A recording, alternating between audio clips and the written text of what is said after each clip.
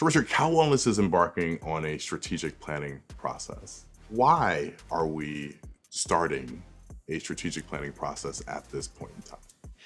The world has demonstrated to us that things are changing more rapidly than we've experienced in the past, and that we need to be thinking differently about how we plan and use the resources of our organizations and institutions. And so we are embarking on setting a direction and a course for ourselves for the next period of time at the foundation.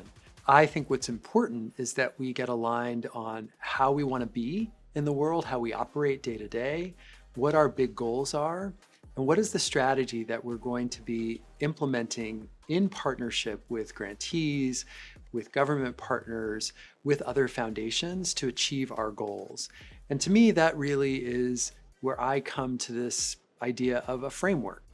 What is a strategic framework? A strategic framework acknowledges that we have to adapt and change over time. So a framework sets goals, but also sets some criteria for how we'll pivot and change as the world around us evolves. Will grant making continue during the strategic planning process? We'll continue to do our grant making work. We'll continue to do that core work of the foundation.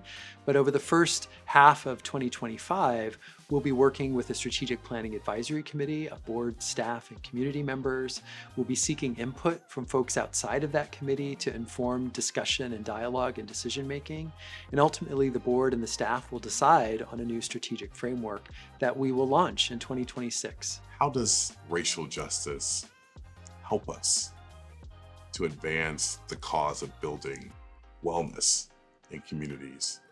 Intersecting health and racial justice is an acknowledgement that one of the largest barriers that we have for most people to achieve health and wellness is racism.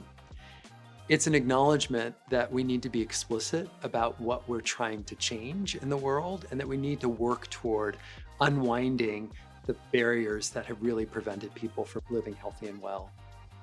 So Richard, what does building the power to be well, what does that mean in this moment that we find ourselves in as Californians and as a nation? So for me, it really is about acknowledging that the world is dynamic and changing, that we've got collective work to do, and we've got a goal that I think we all share, that we all want to live healthy and be well.